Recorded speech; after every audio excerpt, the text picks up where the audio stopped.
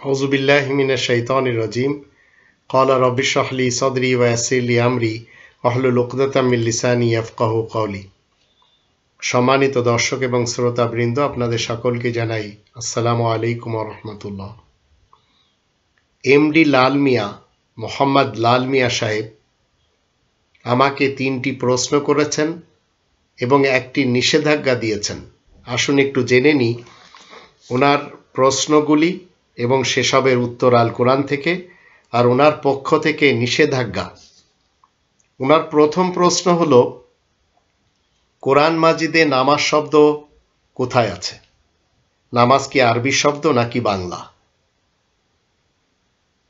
এরপরে দ্বিতীয় নম্বর প্রশ্ন হলো, ওয়াত্তাখিযু মিন মাকামি ইব্রাহিমা মুসাল্লা, এই আয়াত নিয়ে আপনি কি করেছেন?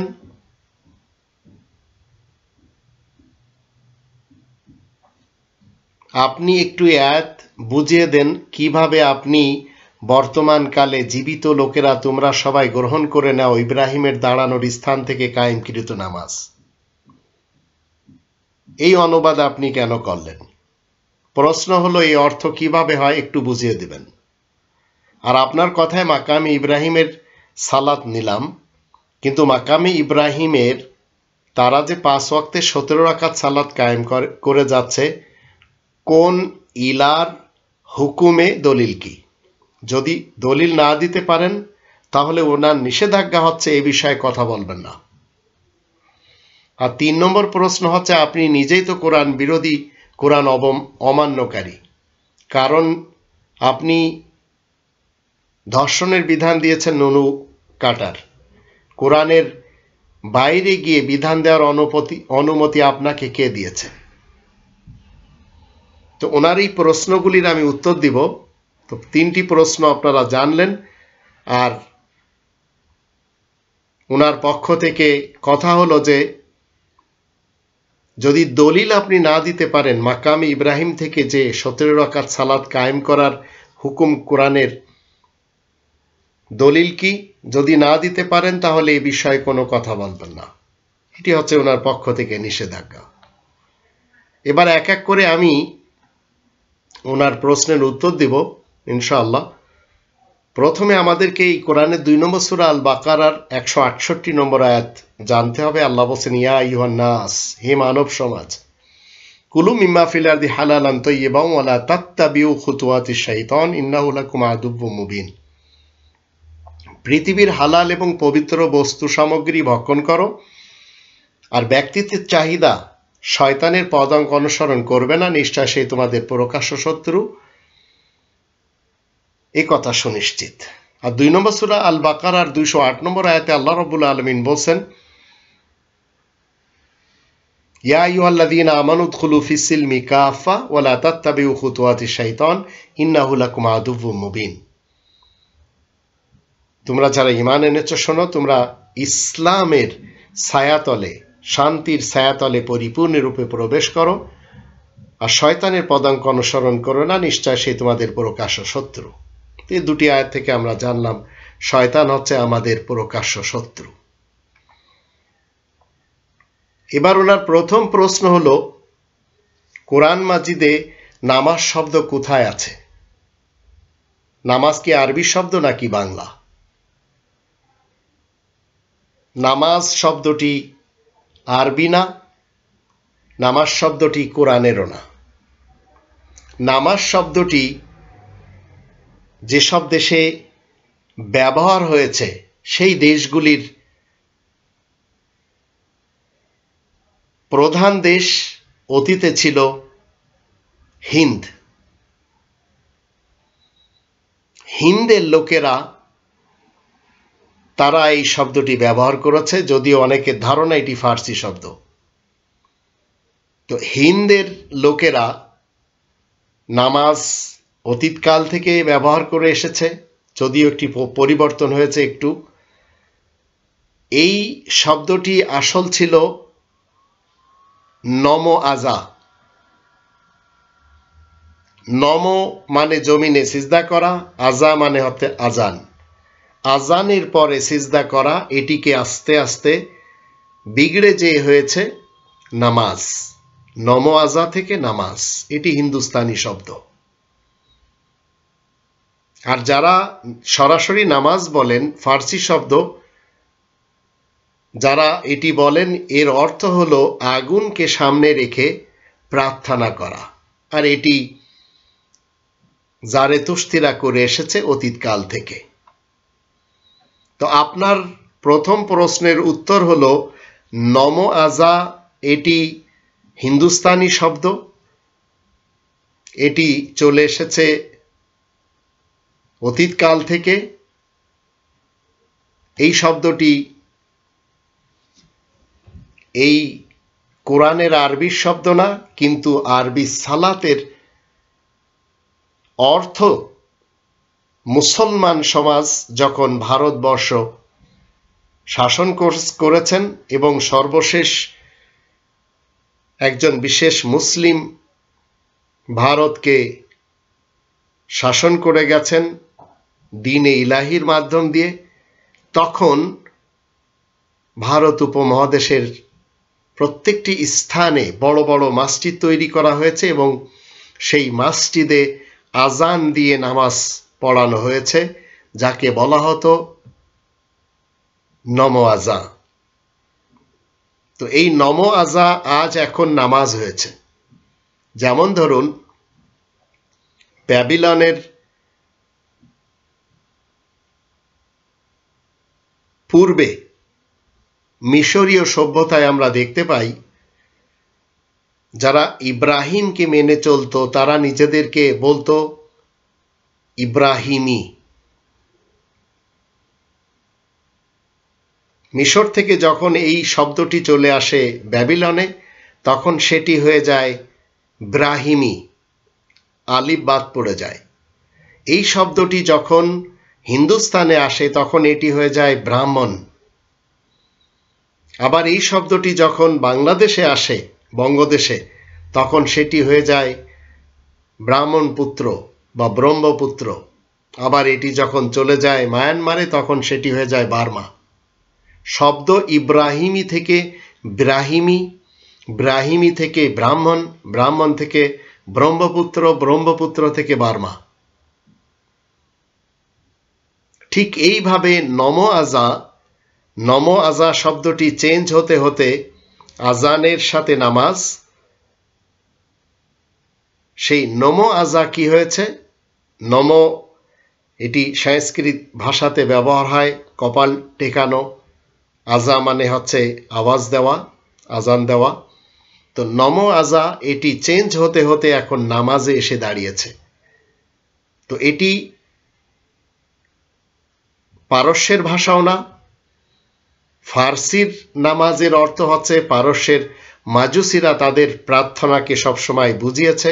এখনো যদি আপনারা ভারত উপমহাদেশের বিভিন্ন জায়গাতে যান, বোম্বে শহরেও রয়েছে, দিল্লিতেও রয়েছে, করাচিতেও রয়েছে, এই মাজুসিরা কি করে?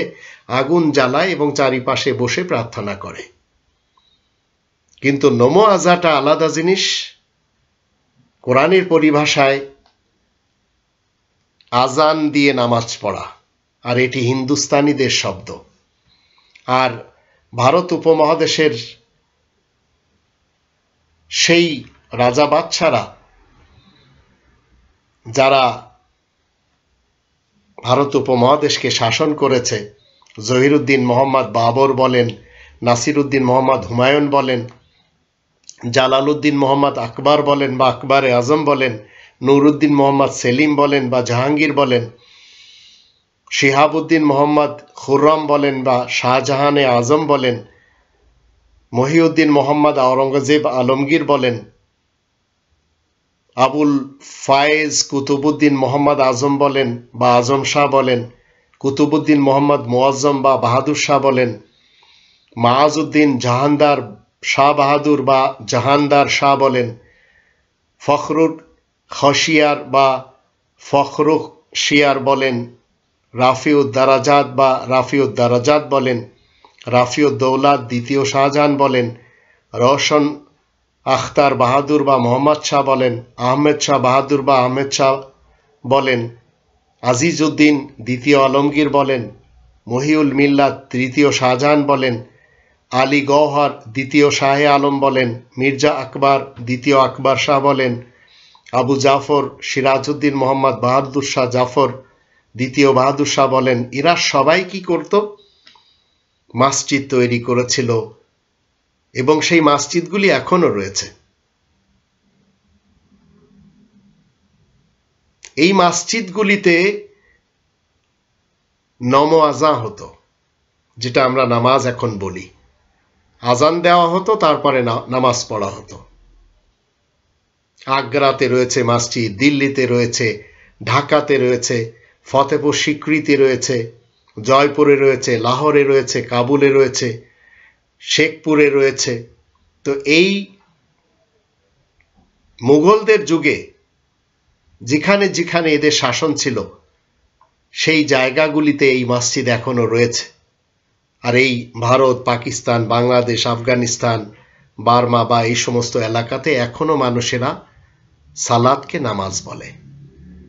আর সেই মসজিদগুলি যদি আমি আপনাদের একটু সন্ধান দিই, তাহলে আপনারা আগ্রাতে দেখতে পাবেন, আকবরের সেকেন্দারাতে দেখতে পাবেন, হুমায়ুনের সমাধি দিল্লিতে দেখতে পাবেন, জামে মসজিদ দিল্লি সেখানে দেখতে পাবেন, লালকিল্লার ভিতরে মসজিদ দেখতে পাবেন।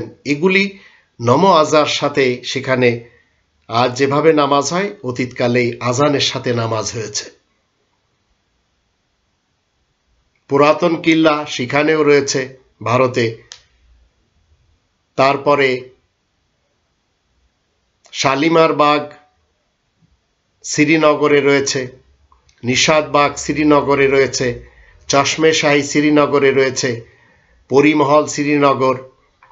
ঠিক এইভাবে এলাহাবাদ ফোর্ট বা এলাহাবাদের যে কিল্লা, শাহী সেতু জৌনপুর, বিবিকা মাকবারা ঔরঙ্গাবাদ, আবার কোস মিনার হরিয়ানা ভারতে, দিল্লিতে একের পর এক মসজিদ আপনারা দেখতে পাবেন। পাকিস্তানেও ঠিক এইভাবে বাদশাহী মসজিদ লাহোরে, আবার ওয়াজির খান মসজিদ লাহোরে, জাহাঙ্গীরের সমাধিসৌধ লাহোর সেখানেও দেখতে পাবেন। আনারকলিতে নূরজাহানের সমাধিতে, আসিফ খানের সমাধিতে, বেগম শাহী মসজিদ লাহোরে, আকবরী সরাই লাহোরে, হিরন মিনার শেখপুরা পাকিস্তান। ঠিক এইভাবে পেশাওয়ারেও রয়েছে, মুলতানেও রয়েছে শাহ ঈদগাহ মসজিদ, মাসুম শাহ শুক্কুর পাকিস্তান, মাকলি সবচেয়ে বড় ঈদগাহ সিন্ধু প্রদেশে, ঠাট্টা পাকিস্তান। আবার সেখানে শাহজাহান মসজিদ ছোট আর একটি রয়েছে। আর বাংলাদেশে রয়েছে ধানমন্ডি শাহী ঈদগাহ, লালবাগ কেল্লা, সিলেট শাহী ঈদগাহ, চাঁপাই নবাবগঞ্জের মুঘল তাহখানা, সাত গম্বুজ মসজিদ ঢাকা, মসজিদে সিরাজউদ্দৌলা চট্টগ্রাম, আল্লাহকুরি মসজিদ ঢাকা, চকবাজার শাহী মসজিদ ঢাকা, চকবাজার শাহী মসজিদ রংপুর, খান মোহাম্মদ মিরিদা মসজিদ ঢাকা, ওয়ালি খান মসজিদ চট্টগ্রাম, শায়েস্তা খান মসজিদ ঢাকা, মুসা খান মসজিদ ঢাকা, হাজী শাহবাজের মাজার এবং মসজিদ ঢাকা, করতলব খান মসজিদ ঢাকা, আজিমপুর মসজিদ ঢাকা, গোয়ালদি হোসেন শাহের মসজিদ সোনারগাঁ, আতিয়া মসজিদ টাঙ্গাইল, আরিফিল মসজিদ ব্রাহ্মণবাড়িয়া, বজরা শাহী মসজিদ নোয়াখালী, মসজিদ কুড় মসজিদ খুলনা, নওয়াব মসজিদ দিনাজপুর, গাইবি দিঘি মসজিদ সিলেট,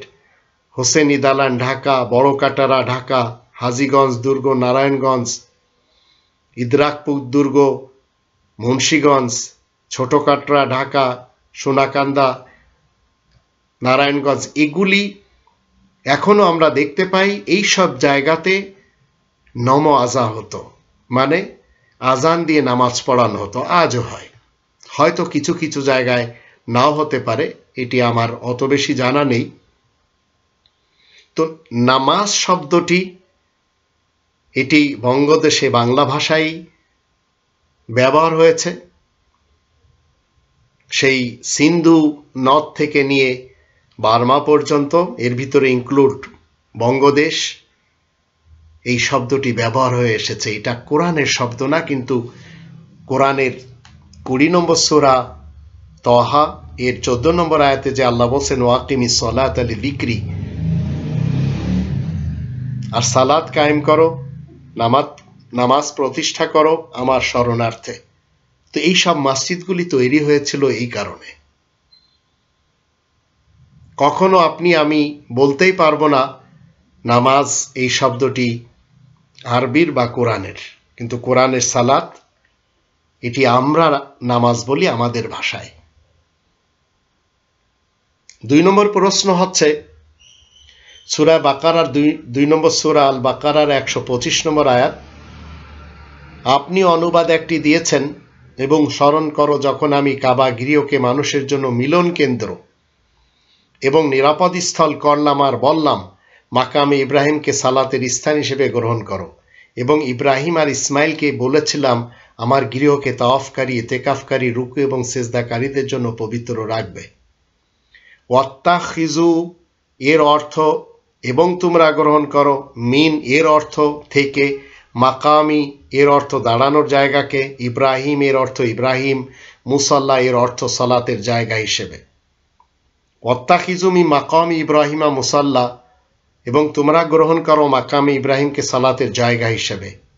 আপনি অর্থ করেছেন ওয়াত্তাখিজু মিন মাকামি ইব্রাহিমা মুসাল্লা, এবং বর্তমানকালে জীবিত লোকেরা তোমরা সবাই গ্রহণ করে নাও ইব্রাহিমের দাঁড়ানোর স্থান থেকে কায়েমকৃত নামাজ। এখন প্রশ্ন হলে এর অর্থ কিভাবে হয় একটু বুঝিয়ে দিবেন। এখানে যে শব্দটি আপনাকে বুঝতে হবে, মুসাল্লান শব্দটি বুঝতে পারলেই আপনার ওয়াত্তাখিজু তোমরা সবাই নিয়ে নাও, তোমরা সবাই মানে আমরা যারা জীবিত রয়েছি, তোমরা সবাই গ্রহণ করে নাও, তোমরা সবাই টেকিং করে নাও, তোমরা সবাই ধরে নাও মিন মাকাম ইব্রাহিমা ইব্রাহিমে দাঁড়ানোর স্থান থেকে মুসল্লান। মুসল্লান মানে হচ্ছে আদায়কৃত নামাজ, কায়েমকৃত নামাজ। এই মুসাল্লা শব্দটি এর ওজনের আর একটি শব্দ আমি কোরআন থেকে আপনাকে যদি দেখাই তাহলে আরেকটু সহজ হবে আপনার বুঝতে। সেটি হচ্ছে 47 নম্বর সূরা মুহাম্মাদের 15 নম্বর আয়াত। এখানে আসুন, যদি আপনি একটু বুঝতে পারেন হয়তো আপনার কিছুটা সুবহাত কেটে যাবে। এখানে বলা হচ্ছে মাসালুল জান্নাতিল্লাতি উইদাল মুত্তাকুন ফিহা আনহারুম মিন মাইন গায়রি আসিন ওয়া আনহারুম মিন লাবানিন লাম ইয়াতাগায়্যার তা'মু ওয়া আনহারুম মিন খামরিন লাযযাতিল লিশারিবিন ওয়া আনহারুম মিন আসালিম মুসাফফা।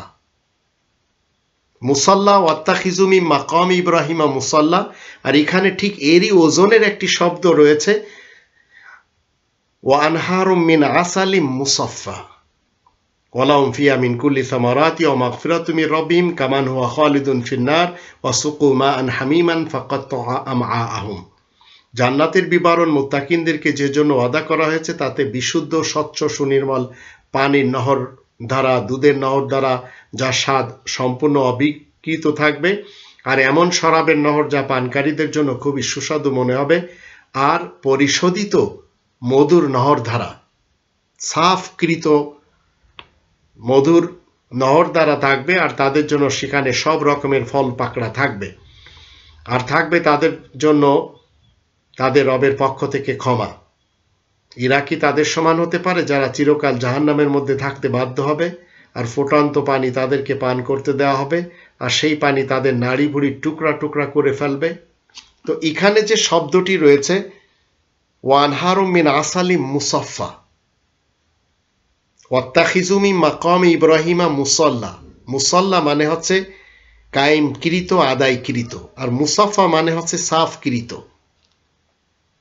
মুসাল্লা মানে হচ্ছে যদি মুসাল্লা আপনি রাখেন, আর মুসাফা মানে যদি মুসাফা রাখেন, তো মুসাল্লা আর মুসাফাই তো আরবি শব্দ, কোরআনের শব্দ, এটি আপনার ভাষায় বুঝতে হবে। ওয়ানহারুম মিন আসালিম মুসাফা এর মানে হচ্ছে জান্নাতে যে মধু দেওয়া হবে সেটি পরিশোধিত, সেটা সাফকৃত। তো আপনাকে আমাকে মসজিদুল হারামের ইমামতের স্থান থেকে, মাকামে ইব্রাহিম থেকে মুসাল্লা নিতে হবে, কায়েমকৃত নামাজ। এখন আপনি যদি আমাকে এভাবে বলেন যে ওয়াত্তাখিযু মিন মাকামি ইব্রাহিমা মুসাল্লা, এবং বর্তমান জীবিতকালের লোকেরা তোমরা সবাই গ্রহণ করে নাও ইব্রাহিমের দাঁড়ানোর স্থান থেকে কায়েমকৃত নামাজ। এটি আমি ভুল অনুবাদ করেছি, তাহলে সঠিকটা আপনি দিন। আপনি আর একজনেরটা কপি করে এনে যদি দেন তাহলে এটি আপনার দেওয়া ঠিক হয়েছে কিনা আপনাকে চিন্তা করতে হবে। তো এখন প্রশ্ন হলো এর অর্থ কিভাবে হয় একটু বুঝিয়ে দিবেন। তা আশা করি আপনি বুঝতে পেরেছেন। ওয়াত্তাখিযু মিন মাকামি ইব্রাহিমা মুসাল্লা, এটি বোঝার জন্য এই মুসাল্লার ওজনের একটি শব্দ আপনাকে আমি ৪৭ নম্বর সূরা মুহাম্মাদের ১৫ নম্বর আয়াতের মধ্যে ঠিক এরই ওজনের শব্দ দিয়ে আপনাকে অনুবাদের সাথে বুঝিয়ে দেওয়া হচ্ছে। ওয়ানহারুম মিন আসালিম মুসাফফা, মুসাফফা শব্দটির অর্থ হচ্ছে সাফকৃত মধু, আর মুসাল্লা শব্দটির অর্থ হচ্ছে কায়েমকৃত নামাজ। এখন আবার আপনি বলছেন আপনার কথায় মাকামে ইব্রাহিমের সালাত নিলাম, কিন্তু মাকামে ইব্রাহিমের তারা যে ৫ ওয়াক্তের ১৭ রাকাত সালাত কায়েম করে যাচ্ছে, কোন ইলার হুকুমে দলিল কি? যদি দলিল না দিতে পারেন তাহলে এ বিষয়ে কোনো কথা বলবেন না। তো এটি আপনি ঠিকই বলেছেন, আপনি আপনার চিন্তাধারা আমার উপরে আরোপ করার চেষ্টা করেছেন, কিন্তু আল্লাহ বলছেন ২ নম্বর সূরা আল বাকারার ১২৫ নম্বর আয়াতে, ওয়াত্তাখিযু, তোমাদের সকলকে নিয়ে নিতে হবে, মিন মাকামি ইব্রাহিমা মুসাল্লা, ইব্রাহিমের দাঁড়ানোর স্থান থেকে কায়েমকৃত নামাজকে। তো আপনার কাছে আমি এখন প্রশ্ন করতে চাই, ফজরের সময় কয় রাকাত সেখান থেকে দেওয়া হয়? নিশ্চয় আপনি বলবেন ২ রাকাত।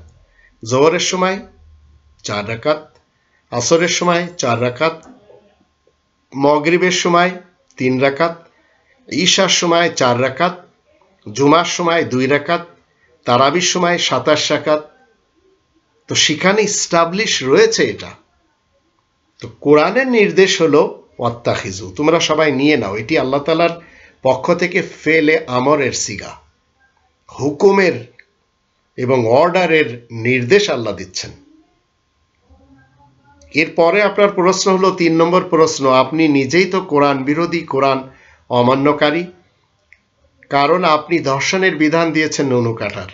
কোরআনের বাইরে গিয়ে বিধান দেওয়ার অনুমতি আপনাকে কে দিয়েছে? আর দলিল হিসেবে উপস্থাপন করেছেন সূরা মায়েদার ৫ নম্বর সূরা আল মায়েদার ৩৮ নম্বর আয়াত। এর অর্থ হচ্ছে, আর চোর এবং চোরনি তাদের হাত কেটে দাও, তাদের কৃতকর্মের ফলস্বরূপ আল্লাহ তাআলার পক্ষ থেকে দৃষ্টান্তমূলক শাস্তি। আল্লাহ হলেন মহাপরাক্রান্ত, মহাবিজ্ঞানী। তো এই আয়াতে আল্লাহ চোরের শাস্তি দেওয়ার জন্য অর্ডার করেছেন, আর আপনি ধর্ষণের শাস্তি দেওয়ার বিধান দিয়েছেন, যে কারণে নিম্নে উল্লেখিত আয়াতগুলি আপনি অমান্য করেছেন। উনি কিছু আয়াত দিয়েছেন, সেই আয়াতগুলি আমি অমান্য করেছি ওনার দৃষ্টিতে। এখন আমি প্রথমে ওনাকে কোরআনের ৫ নম্বর সূরা আল মায়েদার ৬৪ নম্বর আয়াতে নিয়ে যাব, সেখান থেকে আমরা হাত বুঝব। হাত অর্থ কি? ইয়াদুন। ৫ নম্বর সূরা আল মায়েদার ৩৮ নম্বর আয়াতে বলা হচ্ছে, ওয়াসারিকু ওয়াসারিকাতু ফাকতাউ আইদিয়াহুমা, চোর সে পুরুষ এবং নারী যেই হোক না কেন তার চুরির হাতকে কর্তন করতে হবে। হাতটি আপনি বুঝুন। এখানে ৫ নম্বর সূরা আল মায়েদার ৬৪ আয়াতে বলা হচ্ছে, ওয়াকালাতিল ইয়াহুদু ইয়াদুল্লাহি মাগলুলা, ইয়াদুল্লাহ আল্লাহ তাআলার হাত। ইহুদিরা বলছে আল্লাহ তাআলার হাত বন্ধ হয়ে গেছে। তো আল্লাহ তাআলার হাত এটি হচ্ছে রূপকভাবে ব্যবহার করা আল্লাহ তাআলার হাত, অর্থাৎ আল্লাহ তাআলার পাওয়ার, আল্লাহ তাআলার কুদরত, আল্লাহ তাআলার কন্ট্রোল। তো আল্লাহ তাআলার মহাশক্তি আমরা এখান থেকে যদি বুঝি তাহলে খুব সহজ হয়ে যাবে। আল্লাহ তাআলার, ইহুদিরা বলছে আল্লাহ তাআলার কুদরত বন্ধ হয়ে গেছে। গুল্লাত আইদিহিম, প্রকৃতপক্ষে তাদেরই হাত দুটি যে বন্ধ হয়ে আছে, এটি আল্লাহ বলছেন। ওয়ালুইনু বিমা ক্বালু, এমন কথা বলার দরুন তাদের উপরে অভিশাপ রয়েছে। বাল ইয়াদাহু মাবসুতাতান, বরঞ্চ আল্লাহ তাআলার কুদরতি তো প্রশস্ত রয়েছে। ইনফিকু কাইফা ইয়াশা, নিজের ইচ্ছা মতে তিনি খরচ করেন।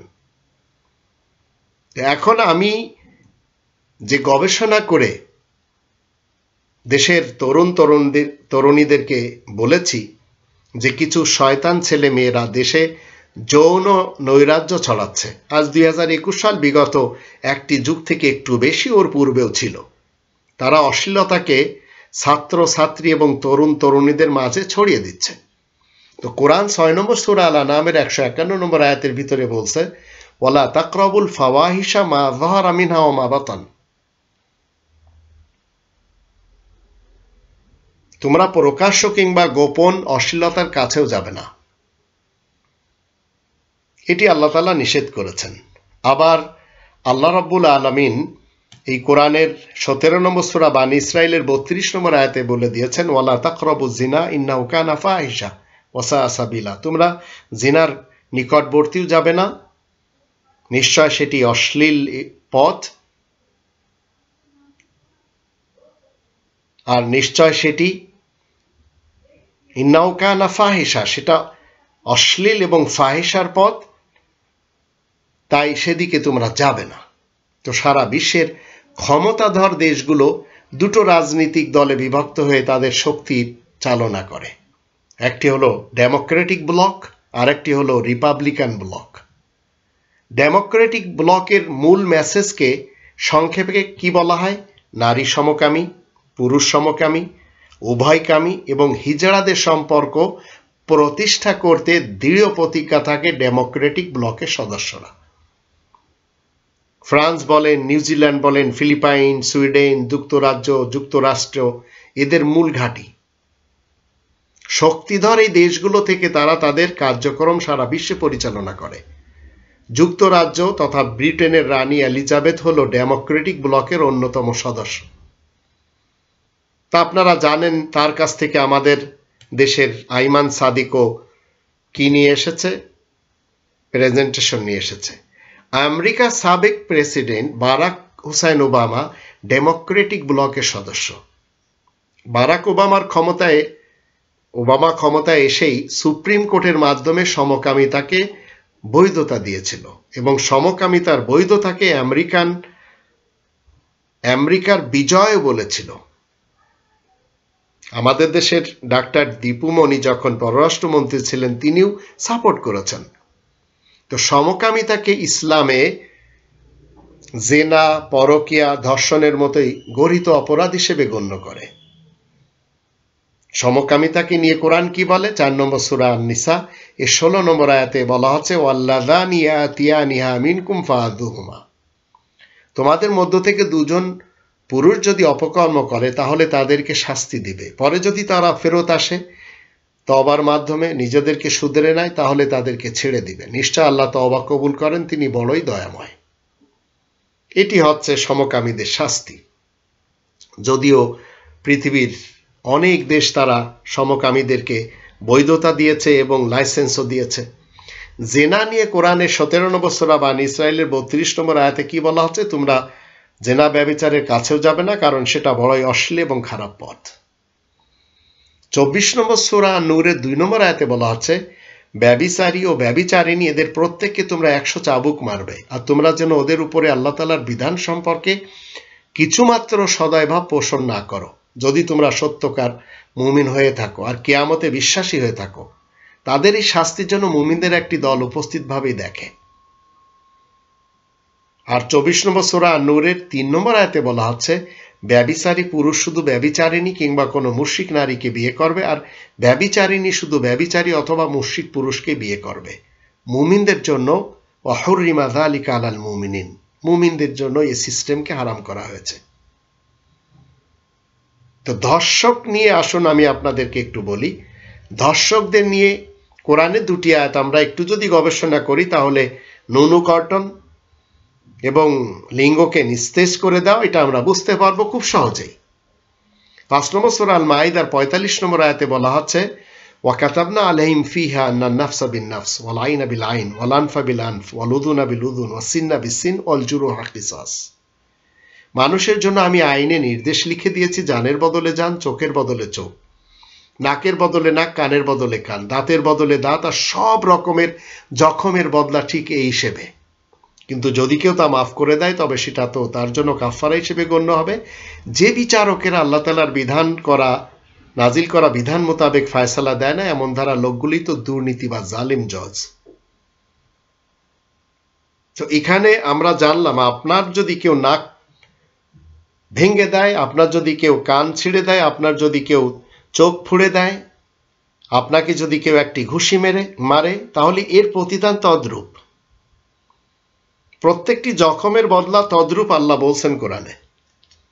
এটি নিয়ে আপনি একটু গবেষণা করুন। এরপরে আসুন 5 নম্বর সূরা আল মাইদার 38 নম্বর আয়াতে বলা হচ্ছে, ওয়াসারিকু ওয়াসারিকাতু ফাকতাউ আইদিয়াহুমা জাযাআম বিমা কাসাবা নাকালাম মিনাল্লাহ। যে কেউ চুরি করবে, চাই সে পুরুষ কিংবা নারী হোক, তোমরা তাদের চুরির হাতকে কর্তন করে দেবে, এ হচ্ছে তাদের প্রতিদান। হাত আমি আপনাদেরকে বুঝিয়েছি আল্লাহ তাআলার কুদরত হিসেবে, আল্লাহ তাআলার ইয়াদুল্লাহ হিসেবে। হাত এখানে হচ্ছে সেই কারণ, সেই শক্তি, যে শক্তির মাধ্যমে আপনি চুরি করেছেন। যেমন ধরুন, আমাদের দেশের ব্যাংক থেকে লুটপাট করে ভিন দেশে নিয়ে যাওয়া হয়েছে। তো যারা চুরি করেছে, যাদের মাধ্যম দিয়ে চুরি করানো হয়েছে, সেই চুরির হাতকে যদি আপনি কর্তন করে দেন, সেটি হচ্ছে কোরআনের বিধান। তো চুরির হাত কিভাবে কর্তন করবেন? যারা এই টাকাগুলি পাচার করিয়েছে, লক্ষ লক্ষ হাজার কোটি ডলার, তাদের চুরির হাত কর্তন করার অর্থ হলো সেই টাকাগুলি পুনরায় ফেরত আনা। আপনি ধরে একজনের হাত কেটে দিবেন, সেটি কোরআন বলছে না, কখনো বলছে না। কিন্তু চুরির হাতকে কর্তন করতে হবে। যেমন আপনার কেউ একটি ঘুষি মারল, তো ঘুষি যে মেরেছে, তো এখন আদালত ফয়সালা কি করবে? ঘুষির বদলে ঘুষি। আপনার কেউ অ্যাসিড নিক্ষেপ করলো, তো অ্যাসিড নিক্ষেপের বদলে আদালত কি ফয়সালা দিবে? অ্যাসিড নিক্ষেপের বদলে অ্যাসিড নিক্ষেপ। ঠিক এইভাবে একজন মানুষ আর একজনের কি করলো? ইজ্জতকে চুরি করলো। কোন ধর্ষক যদি কোনো মেয়ের ইজ্জতকে চুরি করে, তো চুরির শক্তিটা কি? তার লিঙ্গ। সেটিকে, ধর্ষকের লিঙ্গকে নিস্তেজ করে দিতে হবে। এটি মূলত এই আয়াতগুলির দৃষ্টিতে আল্লাহ তাআলার মেসেজ, যা আপনাকে আমাকে বুঝতে হবে। আশা করি আপনি আপনার এই প্রশ্নগুলির উত্তর পেয়েছেন। এরপরেও যদি আরো কোনো প্রশ্ন কোনো ভাই বোনের থাকে, অবশ্যই তারা পাঠিয়ে দিতে পারেন। সুযোগ হলে ইনশাআল্লাহ উত্তর দেওয়া হবে। আল্লাহ আমাদের সবাইকে কোরআনের বিধিবিধান মেনে জীবন কাটানো তৌফিক দান করুন। আর সমাজে কে কি প্রতিষ্ঠা করে চলেছে, সেদিকে আমরা যেন ভ্রুক্ষেপ না করি। কোরআন কি বলেছে সেটি যেন আমরা মেনে চলতে পারি। ওমা আলাইনা ইল্লাল বালাগুল মুবিন।